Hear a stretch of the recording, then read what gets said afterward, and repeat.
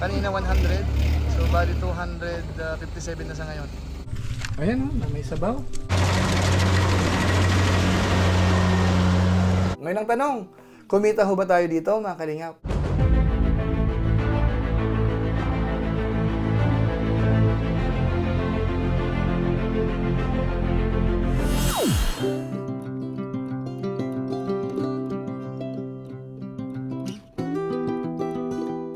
Ayun, what's up guys? Muli, welcome sa aking YouTube channel.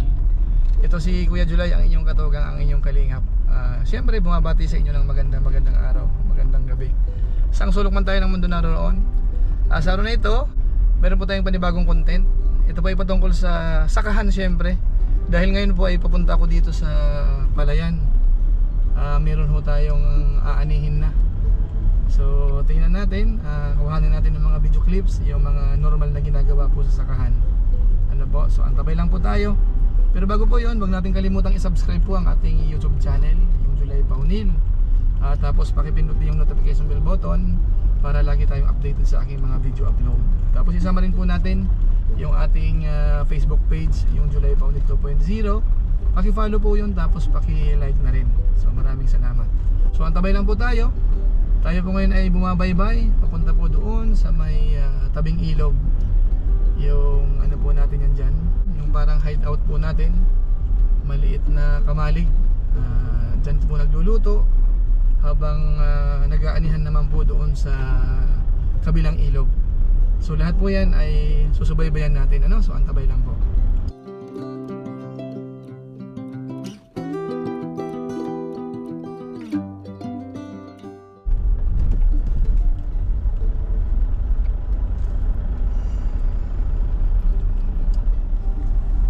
Dito na tayo sa tabing ilog. Ayan, andyan sila. Tingnan natin. So tatawid tayo dyan dahil yung Palayan doon pa sa kabila. Magka-travel pa yan ng mga ilang minuto. Ayun. Ayan. Ayan. So sila yung mga katulong natin. Tapos dito naman, dito na lang magluluto. Para mamaya pag naghahakot ng palay, dito na rin kakainin. Pero syempre, bago tayo mag-umpisa, meron muna tayong konting ibibigay sa mga natin, mga makakatulong. Tawagin na lang natin sila. XL, medium. Check mo. Oh, large, medium, payat. Large. Yan, large pa. Ano ka, XL? Check mo muna kung kakasya. Ito XL. XL. Try mo kung XL pwede. XL. Try mo XL. Large. Sige, large o XL? XL lang? Ayan, okay na. Tara na. Punta na tayo. Tawag sa pagka mo.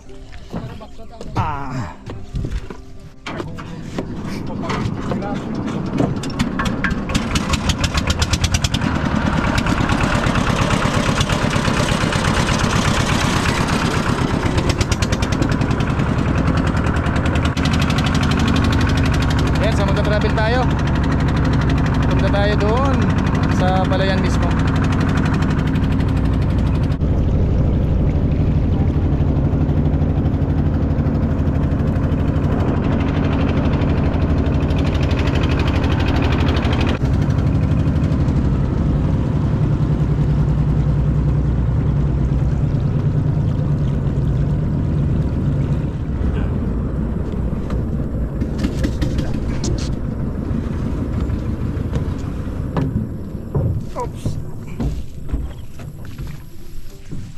Yan, dito tayo.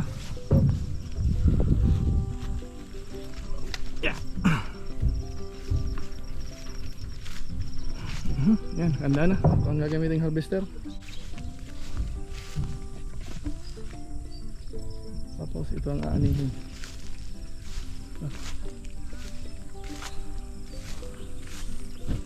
Yan. Hanggang doon.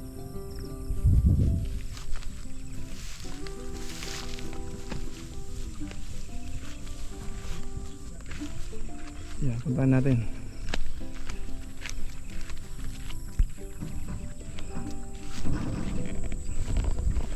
Ayan, dito na tayo sa ano, sa may sakahan. So lakarin muna natin hanggang doon sa dulo. I-survey natin. Ito yung aanihin bale. Ayan oh. Bali ano to? Lahat-lahat. Bali 2 lote ito ano. Kulang-kulang 5 hektarya po ito. Unang batch ito na aanihin. So ayan. Tingnan natin kung maganda naman po yung palay oh. Tingnan natin oh. So maganda yung tubo. Hindi naman super ganda. Pero kahit pa paano, medyo maganda-ganda naman siya oh. Kita natin. Ayan. Ayan, punta natin hanggang doon dulo. Doon tayo. So medyo mainit na. Sigurado mangingitim na tayo dito mga kalingap, mga katugang natin. So kaso nga lang, talagang ganun. Magsasaka na tayo ngayon. Hindi na ho tayo OFW sa ngayon. Tayo ho ay magsasaka na. So kaya ihanda na natin yung sarili natin na maging nugnog tayo dito. Ayan. So ikutan lang natin itong ano, itong pinaka dulo, pinaka boundary. Ayan. Kaya kung makapansin natin, malawak-lawak din po ito. So hindi namin sigurado kung kayang tapusin ngayong maghapon. Isang harvester lang po ang gagamitin eh. Ayan. So ito naman yung sa patubig. Doon sa mga nakaraang vlog natin noon, ito yung pinapakita ko nung nagsasaka pa lang, o kaya nung mga nakaraan na nag-vlog din po ako patungkol dito sa sakahan. Yan, bali 2 ang ano natin, patubig. Bali ano po yan, ano, diesel engine saka bomba. Yan ho ang gamit natin. Na kung saan ay masyadong ano ho yan, masyadong makonsumo. So saan tayo dadaan? So dito tayo, pilapil. Ayan, dito tayo. Ayan. Ayan. So ang alam ko, hanggang dyan sa may mapula na yan, yan ang aanihin hanggang doon. So ayan o, so hanggang dito yan. Nung minsan kinuhanan ko yan dito sa banda na to. So mag-uumpisa na yan, ano. So ngayon naman mga kalingap, simple lang naman ho ang gagawin. Bali more on harvesting. So may gamit naman ho tayong harvester. Ano po yan, kaya mabilis lang po ito. Hindi ka mukha nung araw na kapag po ganito kalawak, aabutin ka ng mga 4 na araw dyan, mano-mano, baka higit pa. Pero sa ngayon ho, dahil may mga gamit na ho tayo, okay na siya, ano, mga kalingap, mga katugang. So antabay po tayo, kukuha ko ng mga clips din po mamaya habang nag-harvest para magkaroon ng idea o kaya naman makita nyo kung paano po ang buhay dito sa probinsya. Ano, ayan, masilong mata dito, tingnan natin. Ayan, pag medyo mainit, sisilong tayo. So silipin natin yung mga makina dyan. Ayan, ang makina. Ayan, medyo ano, marumi. Yan, ganoon talaga dito. Basta importante umaandar po yan. So yung isa naman nandoon. So nasa tabing ilog tayo, no? Nasa tabing ilog tayo. Diyan kumukuha ng tubig. Patubig sa ating ano, patubig sa ating palayan. Ayan. So ayan. Sobra sa araw o tama lang? Baka inapura? Yan, bali siya ang ano, siya ang katiwala natin dito. Ang ko ban-ban para may adi kaya ako ibang ko below magpupula kaya pa rin pag sumobra. Oo. Yung sinasabi namin kasi kako baka masyadong hinog na. Ay baka hindi masyadong hinog, medyo hilaw ng konti kasi kung titingnan natin parang hilaw pa. Kaso kapag sobra, halos nalalaglag na rin yung mga ano yan, yung mga butil-butil. So kumbaga tatansyahin na lang. Doon sa ibang area talagang hinog na. Pero kung mga partner argon to mag-ilo-ilo pa. So, pero mga mapula na eh. Tingin ko okay na yan kasi ano eh, may low pressure. Baka abutan pa, so kailangan ng i-harvest yan. Bali siya ang katiwala natin. Siya ang nag-aasikaso dito. So may ano lang siya, may konting share lang kung depende sa naaani. So ayan, bali kamag-anak din namin, si Sunny. So tandaan nyo sa mga vlog ko, lagi mo nang makikita yan dahil magsasaka na tayo. So yan po ang ano, naka full time dito dahil tayo naman minsan na busy tayo. So pasel-pasel lang tayo dito, ano. So antabay lang hanggang mamaya habang mag-harvest tayo.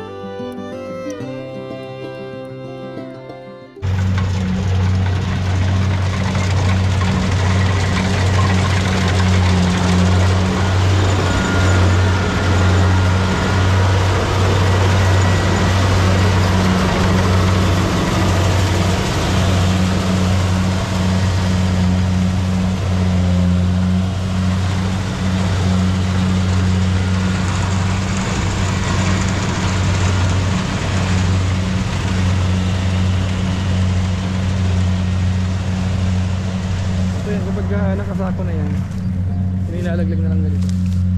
So meron namang kukuha nito maghahakot.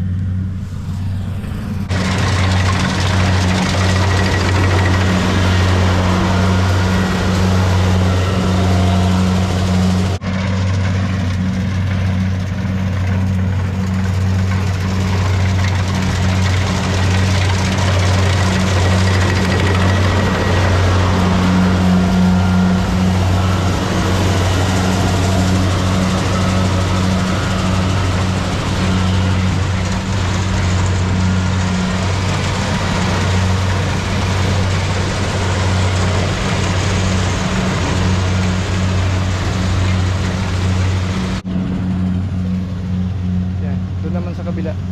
Pero dito sa maliit na inaani, ayan, ilang sako ba? Ito, dalawa rito. Tapos doon, 3, 4, 5. So, 5 sako yata.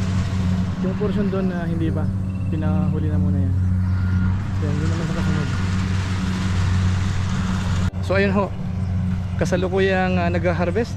Ano? Ayun, ayan, dumiretso na doon. So, diretsuhan na yan. Para mabilis. Ayun, layo na. So, tingnan natin yung dinaanan. Yan. Dito na yan. So, sa tansyahan ho natin, hindi kayang tapusin. Dahil, ano ito higit 4 na hektarya or kulang-kulang 5. So, hindi kaya siguro 3 hanggang 4 lang ang kaya sa isang araw. Ayan, ito na yung dinaanan. So, ang laking tulong talaga niyan. Halos ano yan, mga 2 metro ang sakop niya. Kumpara ho natin kapag nagmamano-mano tayo ng anihan. Ano kaya mabilis na lang ho ngayon. Ayan, yan po yung klase ng palay natin. Ayan, diretso na yan para mabilis. Diretsuhan na yung ano, yung pasada. Ayan, may nangagat sa paa natin. Langgam ba yan? Makati. Ayan. So yan mga kalingap, ano, so medyo mainit lang talaga dito sa ano, sa Kahan.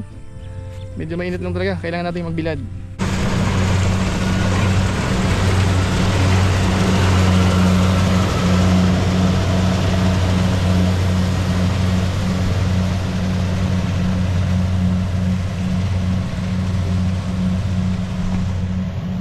Ayos, bumibilis na.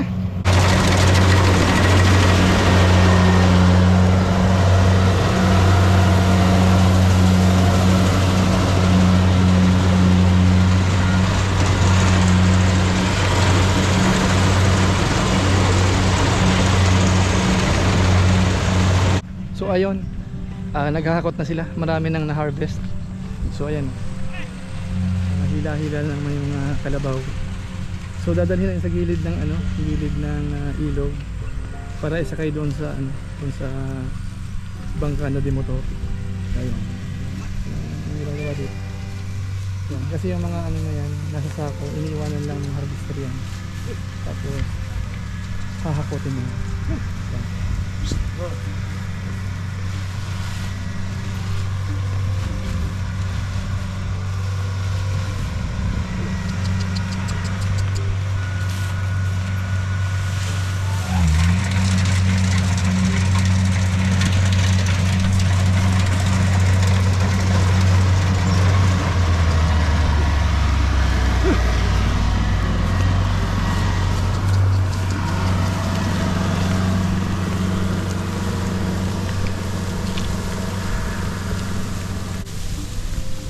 Dito mano-mano pa lang ginagamit.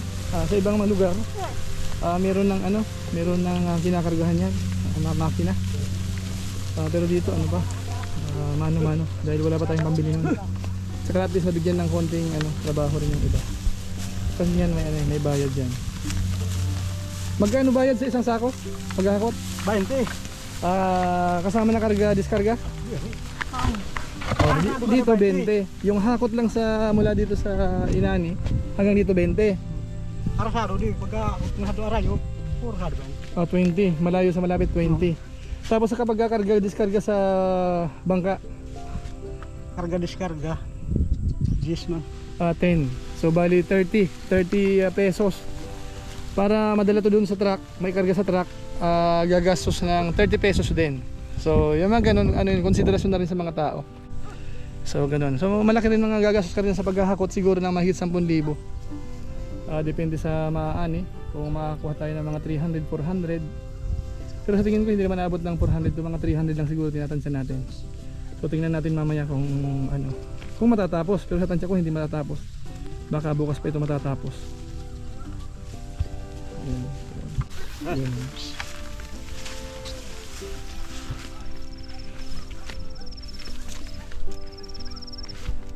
Yan, tuloy-tuloy. Paghakot ano. So kapag ka po ano, marami-rami na, ikakarga na doon sa pinakabangka, bangkang di motor. Tapos hakotin naman doon sa kabila, yung pinanggalingan natin kanina. So mamaya kapag hahakot na, sasama tayo. Doon naman nagluluto. Doon kakain. Maya-maya ng konti yan. Ano? So antabay lang uli. Yan, ikakarga na.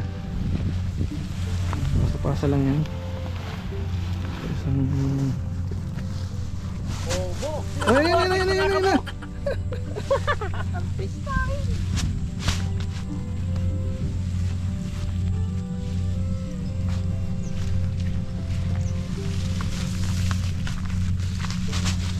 Gaway nga na tayo nito.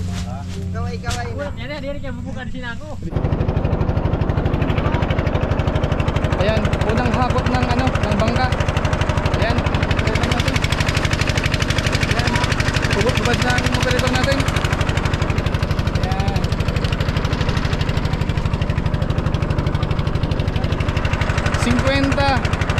Kabans ang ano, ang karga natin.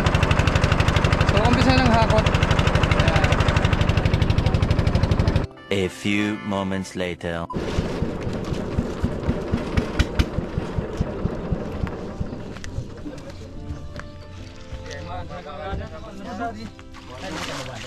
Ayos. Nadakam kanto dia. Ha?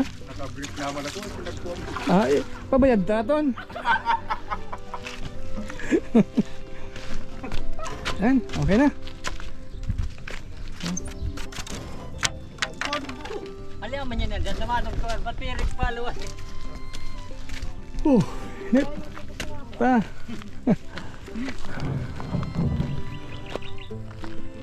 Init.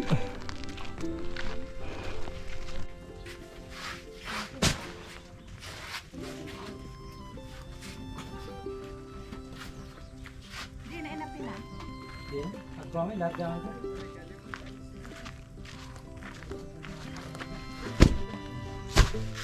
Extra large? Yo, bado ko nun. Talagang namatod na so. Kuha pati sa parabagtatag ko na. Oh, large. Medyo payat. O nganod. Supong nani tanganing i-upload na. Nganod na. Large. Oh, XL. Tawaw no, pwede naton. Pagkaroon biyay, pwede na. Salamat.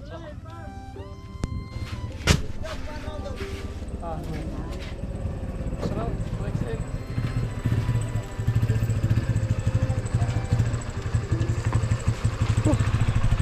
Ayan, so tingnan natin nagluluto. Ay, maglubat na tayo ah. Ayan, nagluluto na. Ano yan? Kanin, sinigang? Kanin tapos Sinigang. Ayan oh, may sabaw. Saktong-sakto yan, mapagod na yung ano. Yung bubuhat. Ayan. So, siguro isang hakot pa tapos magkakainan na. Tanghalian. Ayan, antabay lang.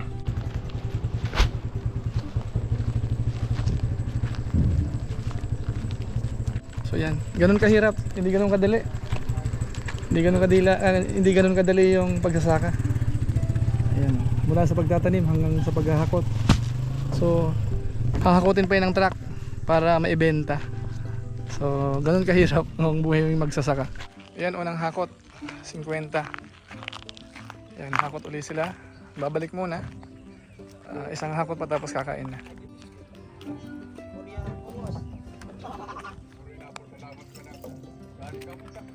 Tagabuhay.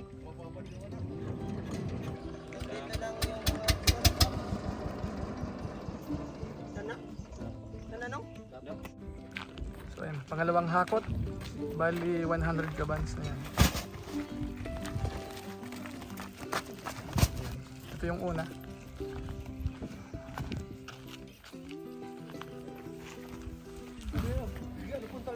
Hindi alupon mo talaga.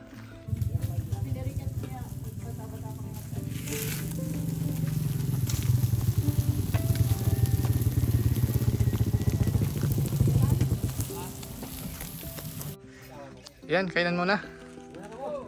Yan, yan medyo mga pagod pa yan oh, nagbuhat. Ay, kamo na aton. Ato na ka na mo. Mayroon na ka mo. Yan, kainan na oh. Kaya na, kabang ka di bukas mo.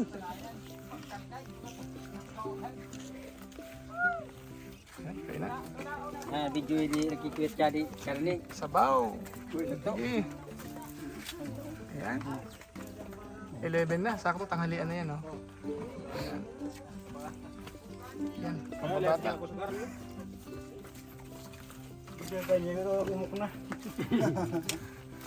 Ito na iniyo.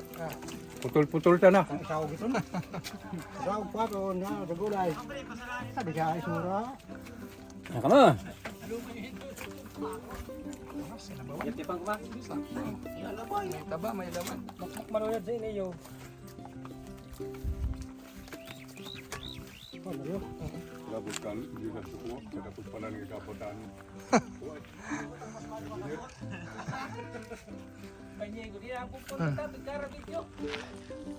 Hey, kain na! Teka ko so nag-discarding goreng. Okay ha, burgos. Init.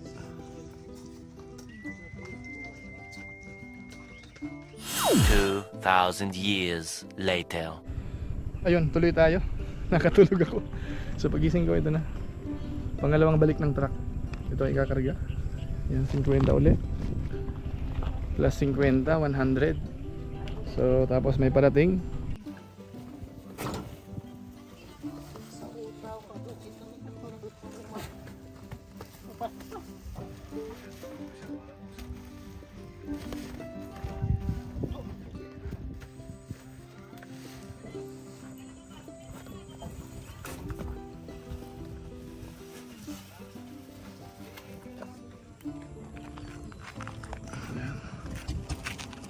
Tapos, yan may parating pang isang ano.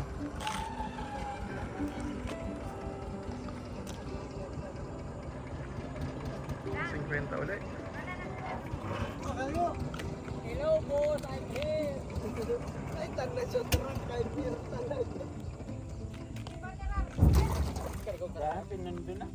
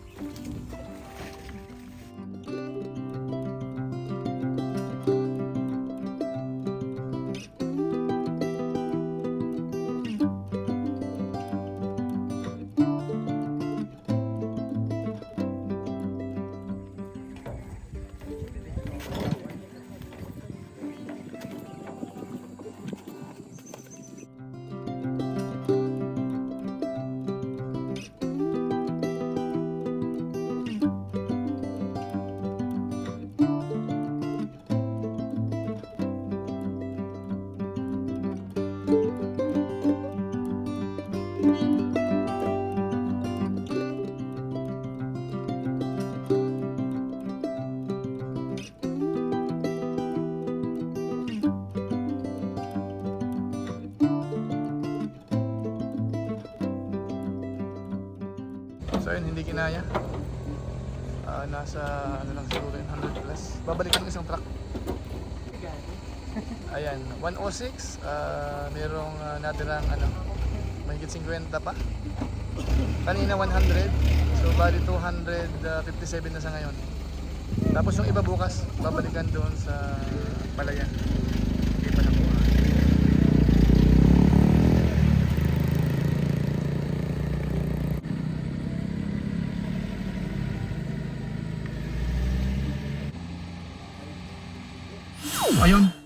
Hindi ho tayo nakatapos ngayong araw. Bali, ano lang, nasa 250 plus. So yung iba, itutuloy na lang bukas.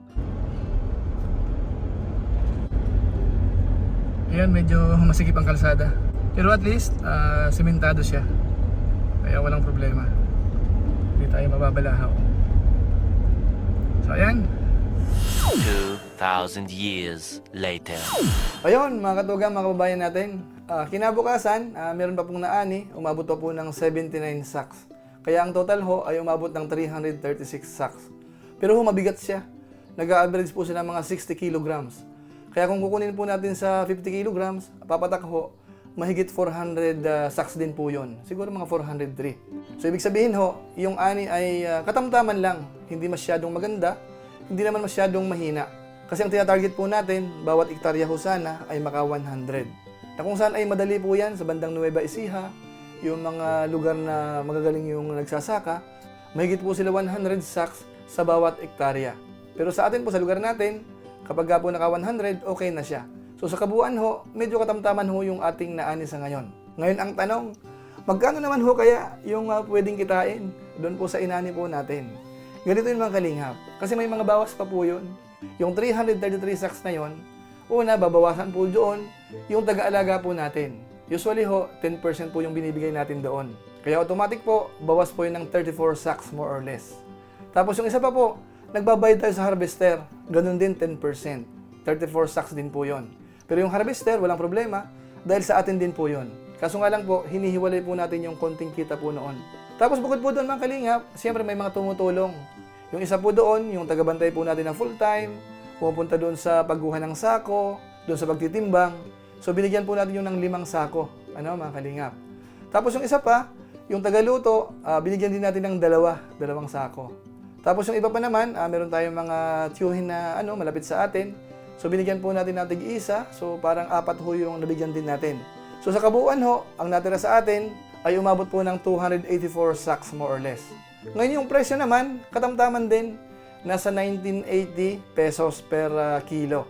Kaya yung amount po niyan, more or less, umabot po ng mahigit 300,000 mga kalingap. Ngayon ang tanong, kumita ho ba tayo dito mga kalingap? Sa ngayon ho, masasabi natin, hindi pa ho tayo kumikita. Dahil usually po, ang gastos po natin dyan, nagre-range po yun ng 300,000 hanggang kalahating milyon. Kaso nga lang po ngayon, hindi naman po natin lahat tinaniman. Kasi nga po yung bandang mababa, laging inaabot po ng tubig. Kaya sa ngayon, masasabi natin, wala pang kita. Pero yung second batch, kapag ho naani po yun, mas malawak po yun kaysa dito sa una, masasabi natin, magkakaroon po tayo ng kita. Tapos yung kikitain naman po noon, o kaya yung magiging income natin noon, yun naman ho ang gagamitin natin next year. Yung ginagawa po natin dito, parang rolling lang po tayo. Kapag maganda ang ani, siyempre may kita.